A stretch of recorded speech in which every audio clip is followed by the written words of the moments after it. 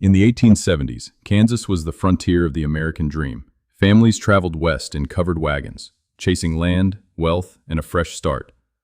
But for dozens of those travelers, the road ended at a lonely inn run by a family known as the Benders.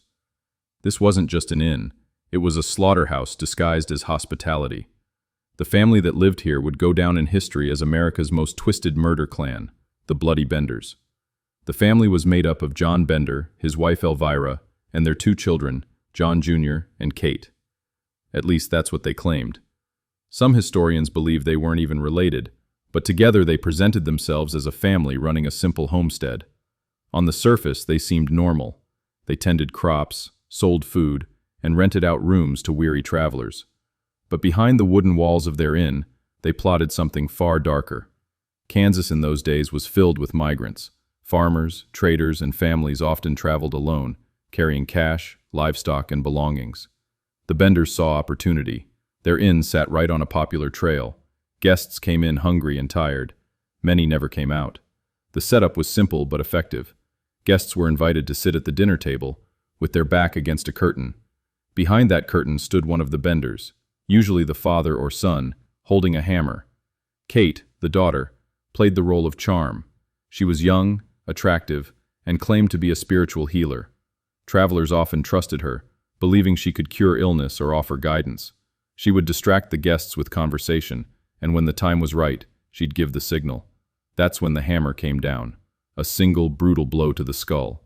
The victim would collapse, bleeding into their food. Before they could scream, the Benders would slit their throat. The body was then dropped through a trap door beneath the dining room floor. Beneath the inn was a cellar, its dirt floor soaking up the blood of countless victims. Later, the Benders dragged the bodies outside at night, burying them in shallow graves across their property. For years, no one noticed. Travelers simply vanished. Families assumed their loved ones were killed on the dangerous road west. But slowly, suspicion grew. One of the missing was Dr. William York, a well-known man searching for his daughter. When York disappeared after visiting the Bender Inn, people finally began asking questions. Neighbors recalled strange behavior from the Benders. Kate, who had once advertised herself as a psychic, was now whispered about as a witch. The inn had a foul smell. Travelers were last seen heading toward it but never beyond it.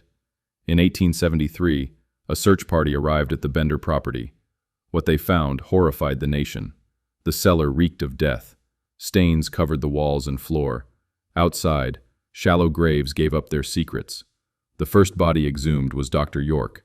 His skull was smashed, his throat slit, just as the rumors described. Then more graves. Man after man, woman after woman, victims with fractured skulls, cut throats, and pockets emptied. The Benders hadn't killed in anger. They killed for money, for greed, and perhaps even for pleasure. Word spread fast. Newspapers across America branded them the Bloody Benders. The idea that a wholesome frontier family had murdered dozens of travelers in cold blood sent chills through the nation. But when authorities looked for the Benders, they were gone. The house was abandoned. Food rotted on the table. Clothes were left behind.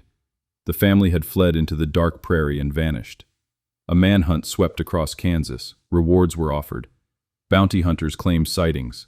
Some said the father and son were lynched. Others claimed Kate and her mother escaped east. None of it was ever proven. The Benders disappeared into history, leaving behind only their house of horrors and the graves of their victims. Estimates of their victims vary. Some say a dozen, others believe more than 20. The truth may never be known, but each grave uncovered confirmed one chilling fact. The Benders weren't a family innkeepers, they were a family of killers. Today, nothing remains of the Bender Inn, just a field and a historical marker reminding visitors of the nightmare that unfolded there.